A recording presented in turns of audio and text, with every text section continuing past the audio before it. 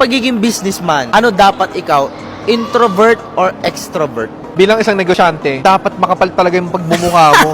As much as possible, kainin mo yung hiya mo. Okay. Hindi ka magiging successful kapag mahiyain ka. Ano ba, sobrang daming lumapit sa akin. Nagchat-chat sila, tumatawag sila, even in personal. Pag nakikita nila ako, lumalapit sila sa akin at naghihingi ng advice, ganyan-ganyan. Huwag kang mahihiya. Okay. Kasi once na mahiya ka, di mo alam, baka mali mo siya pa yung maging business partner mo, di ba? Oo. For example, sa MSB Ball. Okay. Kaya ako ginawang MSB Ball para yung mga estudyante ko is mawala yung hiya nila. Dating Franklin Miano sobrang mahihain. Buti na lang talaga na kinain ko yung kahihiyan ko kasi kapag dinala ko yung kahihiyan ko ngayon wala akong mararating.